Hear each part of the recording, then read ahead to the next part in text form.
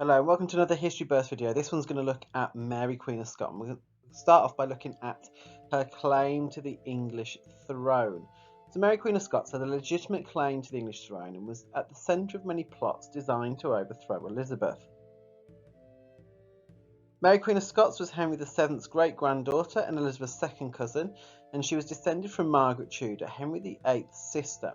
She was a Catholic and had a legitimate claim to the English throne. Mary was married with the French King Francis II and inherited the Scottish crown when she was only 6 days old. Now, while Mary was in France, her mother, Mary of Guise, ruled Scotland. Mary was a Catholic, which meant many Catholics, including members of the nobility, would be prepared to support her as a monarch if Elizabeth I was removed as queen.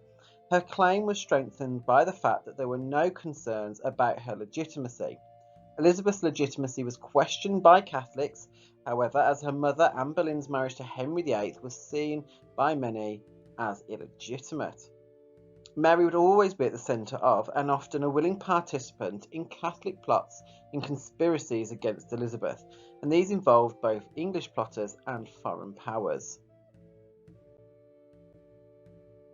On the death of Francis II in 1560, Mary returned to Scotland and married Henry Stuart, Lord Darnley, producing an heir, James. Darnley was later murdered, possibly with Mary's involvement, and this time Mary married the Earl of Bothwell.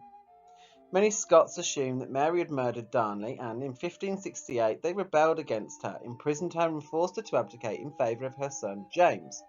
Mary escaped and raised an army, but this was defeated at Langside near Glasgow.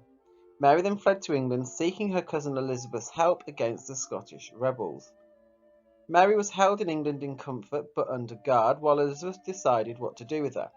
The Scottish rebels demanded that Mary be handed over and tried for the murder of Darnley.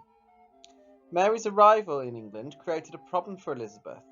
By remaining in England, Mary could encourage rebellion, as many members of the Catholic nobility believed they could overthrow Elizabeth and place Mary on the throne.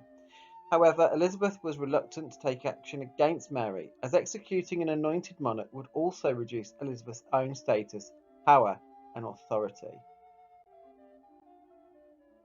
Relations between the two monarchs remained tense, and between 1568 and 1569, Elizabeth became increasingly concerned about the arrival of Mary Queen of Scots in England and the threat she posed to her throne.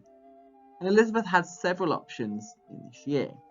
She could help Mary to regain her throne, and helping Mary regain her throne would anger the Scottish nobility and leave Elizabeth facing a Catholic monarch on her northern border.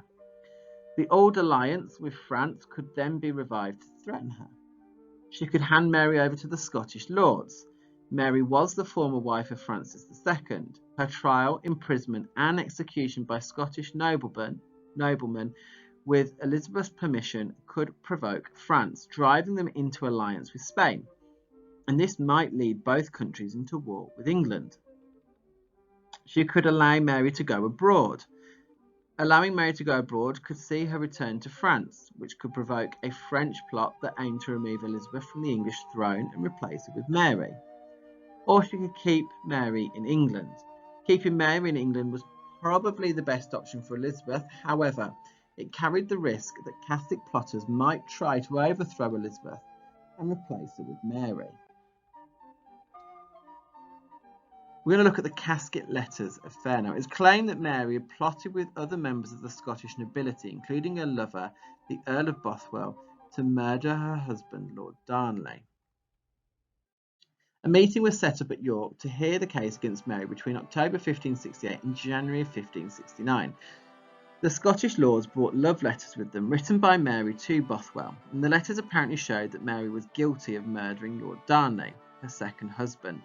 The lords insisted that Mary should be handed over to face trial. Mary said that she could not be tried because she was an anointed monarch. She also refused to offer a plea unless Elizabeth guaranteed a verdict of innocence. Elizabeth refused, but she did not hand Mary over for trial.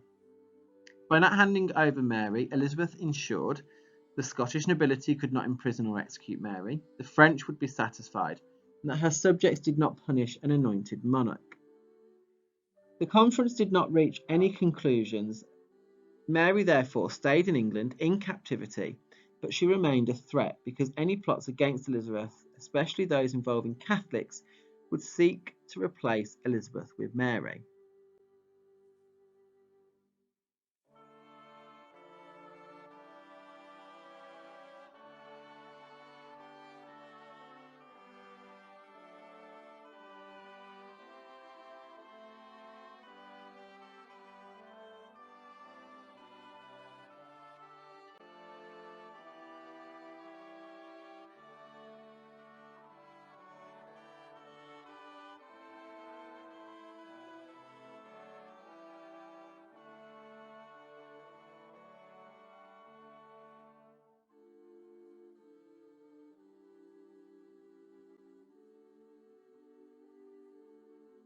Elizabeth I struggled to decide what to do with Mary Queen of Scots, but eventually signed her death warrant in February of 1587. Mary was executed for a number of different reasons. Mary posed a complex and difficult challenge to Elizabeth's position as Queen. However, there were limits to what Elizabeth could actually do. If Mary remained in prison, she could continue to encourage rebellion. Mary was an alternative monarch in waiting with a legitimate claim to the throne. She also had the support of many Catholics, especially in northern England. If Elizabeth executed Mary, she would upset the Spanish and the French, risking war and invasion. And she would also be executing an anointed monarch, which would set a dangerous precedent. If it had been done once before, it could be done again.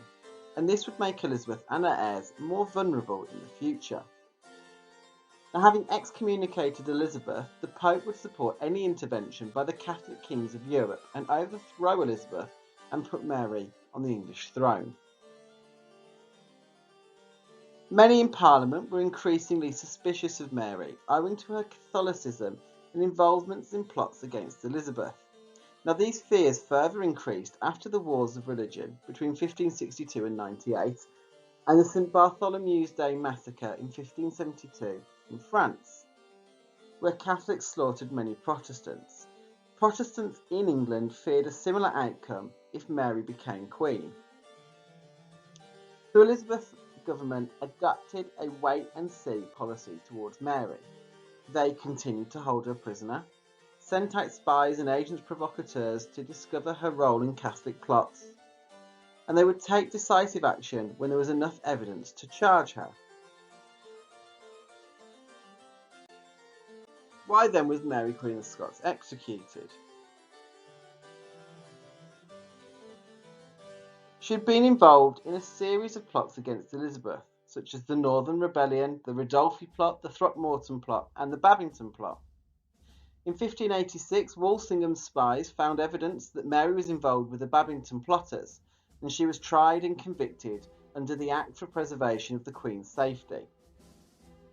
The Spanish threat of invasion was very real by 1587, and Philip II had been connected with previous plots involving Mary. This made keeping Mary alive far too risky. Mary remained a rallying point for discontented Catholics and had a legitimate claim to the English throne.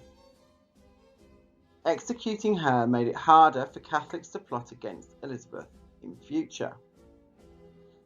The Pope supported any foreign invasion that would replace Elizabeth, whom he had excommunicated, with Mary as a Catholic monarch. Executing Mary removed this threat.